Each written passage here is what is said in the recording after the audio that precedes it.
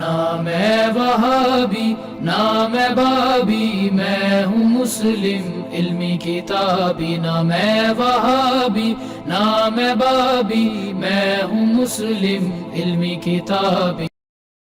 تو ناظرین سمجھے، یہ مرزا صاحب کا پرانا اعتراض ہے اور بالکل بے دلیل اور بے بنیاد اعتراض ہے۔ اصل بات یہ ہے، ایک حدیث ہے نبی کریم صلی اللہ علیہ وسلم کی کہ میں تمہارے اندر دو چیزیں چھوڑ کر جا رہا ہوں، اگر تم ان کو مضبوطی سے پکڑو تو کبھی گمراہ نہیں ہوگے، ایک اللہ کی کتاب اور ایک میرے اہل بیت۔ اب فضائل قرآن کی بات آئی تو ان تینوں افراد نے قرآن والے الفاظ اور ساتھ حدیث والے الفاظ لکھ دیے، اور جب فضائل اہل بیت کی بات آئی تو فضائل صحابہ میں اقبال کیلانی صاحب نے فضائل اہل بیت کے اندر قرآن اور اہل بیت والی بات لکھ دی۔ تو یہ تو بالکل واضح ہے، اس میں تو کوئی اعتراض نہیں، اور اگر تمہیں اس پر اعتراض ہے تو جاؤ، میں تمہیں چیلنج کرتا ہوں، جو حدیث اقبال کیلانی صاحب نے یا عمران ایوب لاہوری صاحب نے یا شفیق کاظم صاحب نے فضائل قرآن میں صحیح مسلم کے جس نسخے سے جو حدیث لکھی ہے، اگر آپ اسی حدیث میں نبی علیہ السلام کی زبان سے اہل بیت کا ذکر بتا دو تو ہم آپ کو منہ مانگا انعام دیں گے۔ صحیح مسلم کے اندر بھی وہاں حدیث اتنی لکھی ہوئی ہے، اس کے اندر بھی نبی کریم صلی اللہ علیہ وسلم نے دوسری چیز نہیں بتائی تھی، صرف یہ بتایا تھا میں تمہارے اندر دو چیزیں چھوڑ کر جا رہا ہوں، ایک اللہ کی کتاب ہے، وہ اللہ کی رسی ہے، جو اس کی پیروی کرے گا وہ ہدایت پر ہوگا، اور جو اس کو چھوڑے گا وہ گمراہی پر چلا جائے گا۔ اس طریق میں، اس حدیث میں نبی کریم صلی اللہ علیہ وسلم نے اہل بیت کا ذکر نہیں کیا۔ تو اگر تم یہ ان پر اعتراض کرتے ہو تو اصل میں یہ تم الٹیاں امام مسلم پر کرو، تو اگر تم یہ ان پر اعتراض کرتے ہو تو اصل میں یہ تم الٹیاں امام مسلم پر کرو۔ جس طرح تم نے ابراہیم نخعی کے اوپر اعتراض شروع کر دیے، جس طرح تم نے امام ترمذی کو ناسبی کہہ دیا، اسی طرح الٹیاں کرو امام مسلم پر بھی کہ نعوذ باللہ وہ بھی دشمن صحابہ تھے اور وہ بھی کتمان علم کرتے تھے۔ نہیں، ایسا نہیں ہے، وہ مختصر روایت انہوں نے بیان کی اور آگے محدثین نے اس کو مختصر بیان کر دی، جہاں وہ تفصیلی بیان کرتے ہیں محدثین تفصیلی بیان کرتے ہیں، تو لہذا یہ خرابی تمہارے اندر ہے، ائمہ اہل حدیث کے اندر یہ خرابی موجود نہیں ہے۔ باقی کچھ مجہول علماء کے انہوں نے نام لیے تھے جو میرے نام سے فیم حاصل کرنا چاہتے ہیں، میں ان کا نام لینا چاہتا۔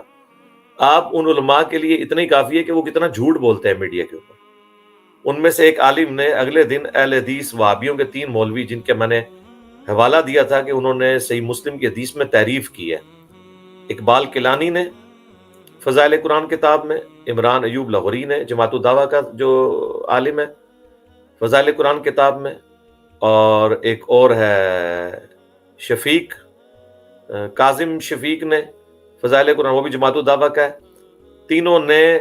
قرآن اور اہل بیت والی حدیث آدھی لکھی مسلم کی، اسی صفحے پہ قرآن اور سنت والی حدیث پوری لکھی۔ اب یہ کہتے ہیں نہیں وہ چونکہ فضائل قرآن پہ تھا اس لیے آدھی لکھی، تو قرآن و سنت والی بھی آدھی لکھتے۔ ادھر تو تم نے لکھا 2 چیزیں چھوڑ کے جا رہا ہوں، پہلی چیز قرآن لکھ دی، دوسری چیز چھوڑ ہی دی، تاکہ امیج یہ جائے کہ دوسری چیز بھی حدیث سنت ہوگی نہ کہ اہل بیت۔ اور کاظم شفیق نے تو یہاں تک خیانت کی، اس نے بریکٹ میں خود قرآن و سنت لکھ دیا، حدیث لکھ رہا ہے قرآن اور اہل بیت والی، اور 2 چیزوں کے اندر قرآن اور سنت لکھ رہا ہے، اور قرآن لکھ کے آگے چھوڑ دیا، اور نیچے تخریج اس نے کی ہوئی ہے صحیح مسلم باب فضائل علی۔ تو اسے کوئی پوچھے بھی فضائل علی تو علی کا تو ذکر ہی نہیں ہے، اہل البیت کا ذکر ہونا چاہیے اس میں۔ تو اگلے دن وہ انہی میں سے یہ جس مولوی کا انعام لے رہے تھے، وہ جھوٹا آدمی جو نام تو اس نے اپنے نام کے ساتھ حضرت علی کی نسبت لگائی ہوئی ہے، لیکن ہے وہ حضرت علی کا دشمن ہے، پکا ناسبی ہے۔ تو جب ان کی سابقہ زندگی ایسی ہے تو ہمیں تو نبی علیہ السلام نے پہلے ہی خبر دے دی تھی کہ دیکھنا 2 مسلمان گروہوں کے درمیان اختلاف ہوگا، عمار کو باغی قتل کریں گے، عمار کو باغی قتل کریں گے رضی اللہ عنہ۔ تو آپ نے پیشین گوئی دی اور وہ حرف بحرف پوری ہوئی۔ عمار بن یاسر رضی اللہ عنہ حضرت علی رضی اللہ عنہ کے گروہ میں تھے، انہوں نے خود ہی ان کو شہید کیا تاکہ ہمارا جو پلڑا ہے وہ بھاری ہو جائے اور دنیا ان کے خلاف ہو جائے۔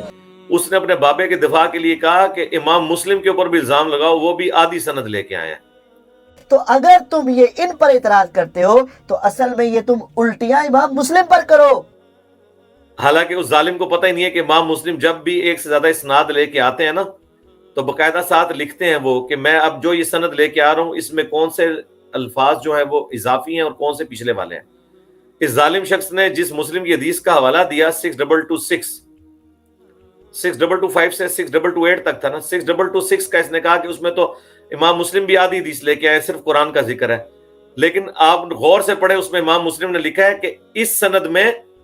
راوی نے یہ مزید الفاظ بیان کیے، باقی حدیث وہی تھی اس سند میں بھی جو 6225 میں اوپر لکھ چکا ہوں۔ امام مسلم نے ایمانداری کی، انہوں نے کہا کہ اس سند میں بھی قرآن اور اہل بیت پوری تفسیر کے ساتھ وہی ہے جو 6225 میں ہے، اور باقی الفاظ اس میں یہ اضافی ہیں، نہ کہ یہ تھے کہ صرف وہ الفاظ تھے۔ دوسری بات، ان کے مولویوں نے اس کتاب میں جو تخریج کی ہے اس میں انہوں نے 6225 کا حوالہ دیا ہے، جبکہ یہ جو مولوی ناسبی وہابی فرقے کا کہہ رہا ہے کہ نہیں، انہوں نے 6226 کا حوالہ دیا ہے۔ تم اپنے مولوی کی کتاب پڑھو، تخریج میں اس نے 6225 لکھا ہوا ہے، تو 6225 میں تو ویسے ہی پوری لکھی ہوئی ہے روایت، 6226 بھی پوری ہے صحیح مسلم کی، کیونکہ انہوں نے لکھا ہے کہ باقی الفاظ وہی ہیں جو پہلی روایت میں ذکر کر چکا ہوں۔ تو یہ اپنے مولویوں کو چھپانے کے لیے امام مسلم کے اوپر الزام لگاتے ہیں، یہ سمجھتے ہیں جس طرح انہوں نے بخاری مسلم کی حدیث عادی پیش کی ہیں تو شاید باقی لوگ بھی ایسا ہی کرتے ہیں۔ نہیں، ایسا نہیں ہوتا۔ پھر اسی مولوی نے الزام لگایا تھا، اس نے ترمذی سے آدھی روایت پیش کی ہے۔ بھئی ترمذی میں جو پوری سند ہے زید ابن ارقم کی کہ پہلا شخص جو اسلام لایا وہ علی بن ابی طالب ہے، جو دوسری چیز ہے وہ تو ابراہیم نخعی کا قول ہے، اور اس کی سند جو ہے وہ نبی علیہ السلام تک یا کسی صحابی تک ثابت ہی نہیں ہے، وہ مرسل روایت ہے۔ ابراہیم نخعی کا اپنا قول اگر صحابی سے ٹکرائے گا تو وہ حجت نہیں ہوگا، وہ حدیث کے تو الفاظ ہی نہیں ہیں۔ تو اس طریقے سے دھوکہ دیتے ہیں۔ اللہ کا شکر ہے ان کے جھوٹوں نہیں تو فرقہ اہل حدیث کی موت کروائی ہے نا۔ فرقہ اہل حدیث پریکٹیکلی الحمدللہ ختم ہو چکا ہے، یہ نسلاً چاند ایک اہل حدیث آپ کو نظر آ رہے ہیں۔ اب بھی جو بریلوی دیوبندی بھی چینج ہوتا ہے، اہل حدیث نہیں ہوتا، ایون جو پہلے بھی ہوئے تھے وہ سارے ریورٹ ہوئے ہیں۔ آپ لوگ خود دیکھ لیں، بلال بھائی جو یہ چینل چلا رہے ہیں، شاید بھائی، یہ سب لوگ بھی اہل حدیث سے اس طرف آئے ہیں، ٹھیک ہے؟ تو سب لوگوں کو الحمدللہ پتہ چل گیا کہ اہل حدیث کے منہج، قرآن و سنت کے منہج پہ کون چل رہا ہے اور کون صرف اہل حدیث کا نام یوز کر رہا ہے۔ تو انشاءاللہ تعالیٰ ان کے جھوٹ جو ہیں وہ بار بار پکڑے جا رہے ہیں۔ اس طریقے سے اگلے دن ایک ناسبی مولوی کہہ رہا تھا کہ جی وہ دیکھیں، اگر حضرت معاویہ کی جماعت جہنم کی طرف بلانے والی ہے تو وہ تو اس اعتبار سے تو حضرت زبیر رضی اللہ تعالیٰ عنہ کے قاتل جماعت کو بھی حضور نے جہنمی کہا ہے۔ وہ جو گلے پھاڑنے والے دو بھائی ہیں لاہور کے ننگے سر والے، ان میں سے ایک بھائی نے کہا، اب بدبختو میری بات کان کھول کے سنو، حضرت علی کے پاس زبیر کا قاتل آیا، کس خواہش میں آیا کہ علی مجھے انعام دیں گے، علی مجھے خلت دیں گے، میں زبیر کا سر لے کے آیا۔ اجرا مبشرہ حوالی رسول، ان کی ایک لمبی شان و منزلت ہے۔ علی کے باپ پہ آ کے کہتا ہے زبیر کا سر لے کے آیا ہوں۔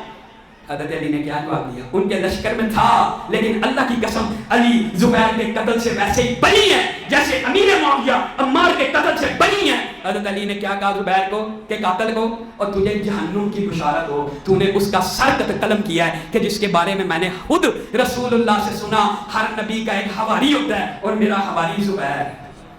حضرت علی کے لشکر میں سے اگر کوئی زبیر کو قتل کرے، آج تک کسی اہل سنت نے حضرت علی کو یہ نہیں کہا آپ نے عشرہ مبشرہ میں سے طلحہ اور زبیر کو قتل کیا، آپ نے اپنی عائشہ کے خلاف جہاد کیا، یا جو بھی آپ کہتے ہیں ہم نہیں کہتے۔ ہم میں سے تو اہل سنت کوئی الزام نہیں لگاتا۔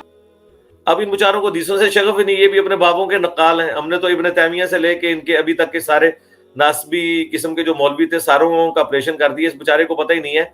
کہ تو پہلے وہ حدیث تو پڑھ حضرت زبیر کے قاتل والی مسند احمد کے اندر اور المستدرک الحاکم میں، تو اس میں مولا علی نے کہا کہ زبیر کے قاتل کے لیے جہنم کی بشارت ہے،